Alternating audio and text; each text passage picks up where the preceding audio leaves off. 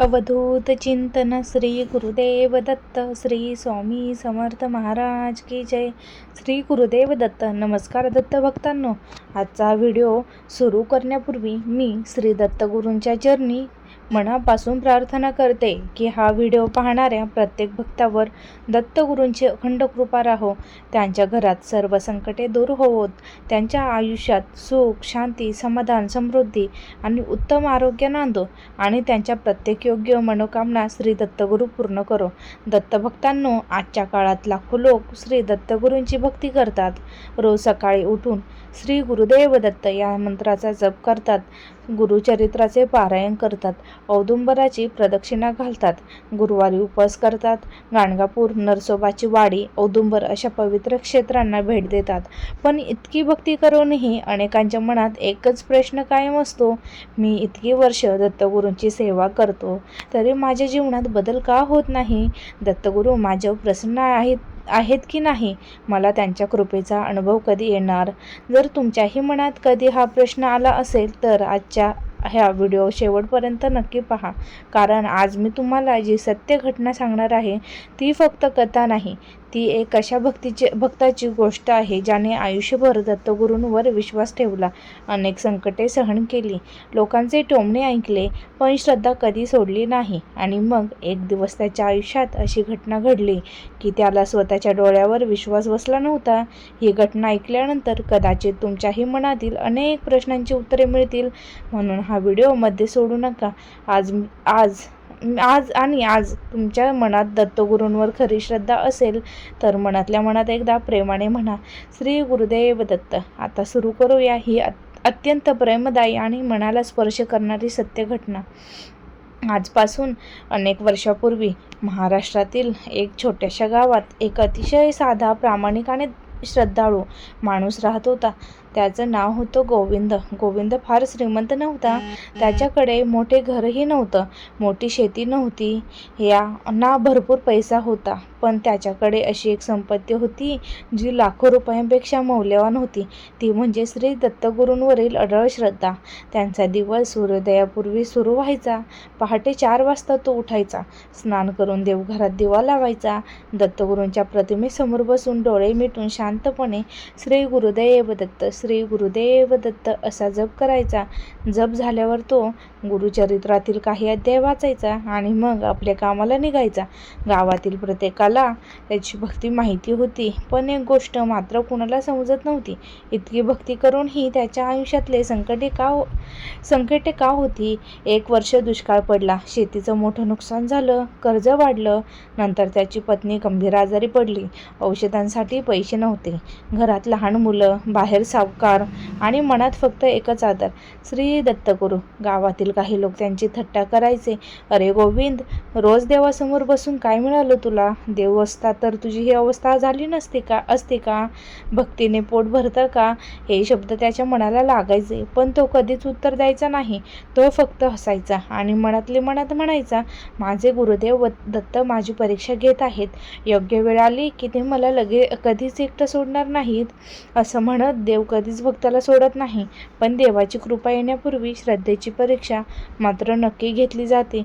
गोविंदच्याही आयुष्यात ही परीक्षा सुरू होती आणि त्याला त्याची अजिबात कल्पना नव्हती. एक दिवस असा आला ज्याने त्याचं संपूर्ण आयुष्य बदलून टाकलं. त्या दिवशी संध्याकाळी मुसळधार पाऊस पडला होता. आकाशात विजांचा कडकडाट सुरू होता. गोविंद आपल्या घराकडे परतत होता. तेवढ्यात त्याला रस्त्याच्या कडेला पावसात भिजत उभा असलेला एक वृद्ध संन्यासी दिसला. त्याच्या चेहऱ्यावर एक विलक्षण तेज होतं, पण पुढे जे घडलं ते गोविंदने आयुष्यात कधीच कल्पना केली नव्हती. त्या दिवशी संध्याकाळी जोरदार पाऊस पडत होता. काळे ढग आकाशावर पसरत आले होते. विजांचा कडकडाट होता. गावातील लोक आपापल्या घरात गेले होते. रस्त्याजवळ कोणीच नव्हते. गोविंद डोक्यावरचा जुना टॉवेल धरून हळूहळू घरी निघाला होता. दिवसभराच्या कामामुळे तो खूप थकला होता.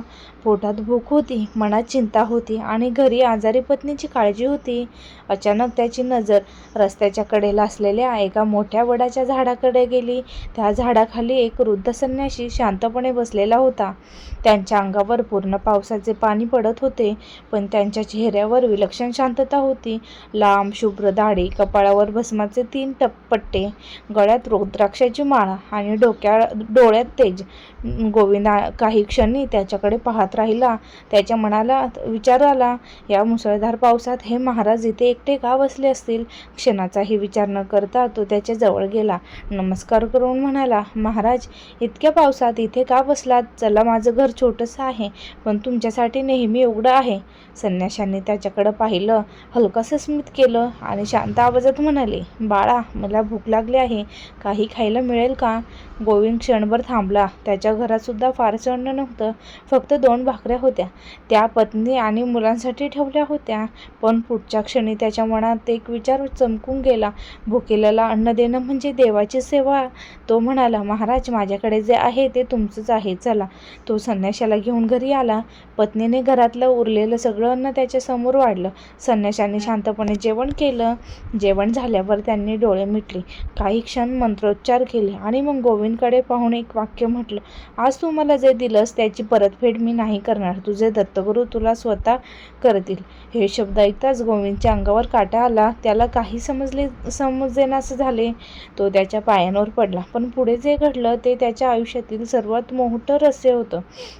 त्या रात्री जेवण झाल्यानंतर गोविंदाने त्या संन्याशांच्या घराच्या ओसरीवर झोपण्याची व्यवस्था केली. स्वतःकडे फारसं काही नव्हतं, पण त्याने मनापासून सेवा केली. रात्रभर बाहेर पाऊस सुरू होता.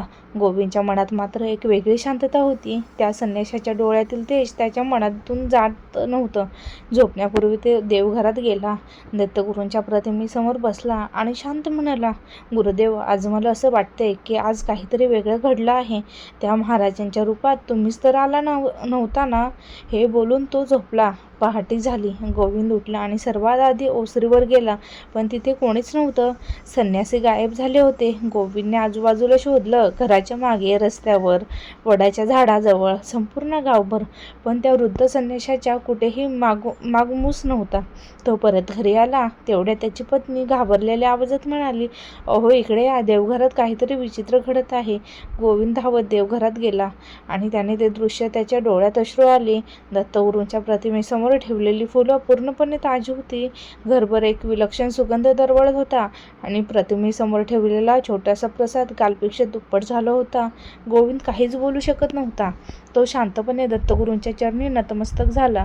त्या क्षणी त्याच्या मनात एक विचार आला, देवा, काल माझ्या घरी आलेले संन्यासी साधे माणूस नव्हते, पण ही तर फक्त सुरुवात होती, कारण दत्तगुरूंची खरी कृपा त्याला अजून अनुभवायची होती. दुसऱ्याच दिवशी अशी एक घटना घडली ज्यामुळे संपूर्ण गाव आश्चर्यचकित झालं आणि गोविंदच्या आयुष्याला एक नवीन दिशा मिळाली. त्या दिवशी सकाळी गोविंद नेहमीप्रमाणे शेतात गेला, पण आज त्याच्या मनात एक वेगळी शांतता होती. काल रात्री आलेले ते वृद्ध संन्यासी आणि त्यांनी बोललेले शब्द त्यांच्या कानात सतत घुमत होते. आज तू मला जे दिलंस त्याची परतफेड मी नाही करणार. तुझे दत्तगुरू स्वतः करतील. गोविंद काम करत होता. तेवढ्यात गावातील एक माणूस धावत आला. गोविंद, लवकर चल, तुझ्याकडे शहरातून काही लोक आले आहेत. गोविंद लगेच घरी पोहोचला. घरासमोर एक जीप उभी होती. त्यातून 2 अधिकारी खाली उतरले. त्याने गोविंदला विचारलं, तुमचं नाव गोविंद पाटील आहे का? गोविंद म्हणाला, हो, पण काय झालं? त्यातील एक अधिकारी हसत म्हणाला, तुम्ही काही वर्षापूर्वी शासनाच्या एका योजनेसाठी अर्ज केला होता. त्या अर्जाची फाईल अनेक वर्षे अडकली होती. काल ती मंजूर झाली. आज आम्ही त्या कागदपत्रांसाठी आलो आहोत. हे ऐकताच गोविंद काही क्षण शांत उभा राहिला. त्याला आठवलं, तो अर्ज तर त्याने जवळपास विसरूनच गेला होता. इतकी वर्ष कोणतीही बातमी नव्हती आणि नेमक्या त्या संन्याशाच्या भेटीनंतर ही बातमी. त्यांच्या डोळ्यात अश्रू आले. ते म्हणाले, गुरुदेव, तुमची लीला किती अद्भुत आहे. योग्य वेळ येईपर्यंत तुम्ही शांत राहता, पण जेव्हा देता तेव्हा अपेक्षेपेक्षा कितीतरी जास्त देता. काही दिवसांत त्याला त्या योजनेचा लाभ मिळाला. शेतीसाठी मदत मिळाली. घरातील आर्थिक परिस्थिती हळूहळू सुधारू लागली. पत्नीची तब्येतही बरी होऊ लागली. ज्यांना आधी त्याची थट्टा केली होती तेच लोक आता म्हणू लागले गोविंदची भक्ती खरी होती. गुरूंनी त्याची हाक ऐकली, पण गोविंद कधी म्हणाला नाही की हा चमत्कार आहे. तो फक्त एवढं म्हणायचा, दत्तगुरू कधीच उशीर करत नाही, ते योग्य वेळी वाट पाहतात. दत्तभक्तांनो, आपण अनेकदा देवाकडे मागतो, पण देव आपल्याला लगेच देत नाही. म्हणून आपण निराश व्हायचं नाही, पण कदाचित तो आपल्यासाठी त्याहून मोठं काहीतरी तयार करत असतो. काही महिन्यात गोविंदचं आयुष्य पूर्णपणे बदललं होतं. त्याच्या घरात पुन्हा आनंद पसरला होता. शेतीत चांगली पिकं येऊ लागली. कर्ज हळूहळू फेडलं गेलं. पत्नीची प्रकृती सुधारली. मुलांच्या चेहऱ्यावर पुन्हा हसू दिसू लागलं. पण या सर्व गोष्टींपेक्षा एक गोष्ट जास्त महत्त्वाची, गोविंदची श्रद्धा आता विश्वासात बदलली होती. एक दिवस तो पुन्हा त्या वडाच्या झाडाखाली गेला, जिथे त्याला ते वृद्ध संन्यासी भेटले. त्याने शांतपणे नमस्कार केला आणि डोळे मिटले. अचानक त्याच्या कानावर एक आवाज आला, भक्ती म्हणजे देवाकडे फक्त मागणं नाही, भक्ती म्हणजे कोणतीही अपेक्षा न ठेवता केलेलं प्रेम. गोविंदने डोळे उघडले. आजूबाजूला कोणीच नव्हतं, पण त्याच्या मनात एक विलक्षण शांतता होती. त्या दिवसापासून त्याने एक नियम केला. दर गुरुवारी एखाद्या गरजवंतांना अन्नदान करायचं. कोणालाही रिकाम्या हाताने परत पाठवायचं नाही आणि कोणत्याही संकटात दत्तगुरूंचा विश्वास सोडायचा नाही. काही वर्षांनी गोविंद गावातील प्रत्येकासाठी प्रेरणा बनला. लोक त्याच्याकडे विचारायला आले, दत्तगुरूंची कृपा कशी मिळते? तो फक्त एवढं म्हणायचा, दत्तगुरूंना मोठमोठे नैवेद्य, महाग पूजा किंवा दिखाऊ भक्ती नको असते. त्यांना हवं असतं ते स्वच्छ मन, खरी श्रद्धा आणि गरजवंतांना केलेले निस्वार्थ सेवा. दत्तभक्तांनो, आज ही कथा आपल्याला एक शिकवण देते. देव कधीही आपल्या भक्ताला विसरत नाही. कधी कधी आपल्याला वाटतं माझी प्रार्थना ऐकली जात नाही, पण सत्य हे आहे की दत्तगुरू प्रत्येक प्रार्थना ऐकत असतात. फक्त योग्य वेळ येईपर्यंत ते शांत असतात. म्हणून संकट कितीही मोठं असो, श्रद्धा कधी सोडू नका. मनापासून एकदा श्री गुरुदेव दत्त म्हणा.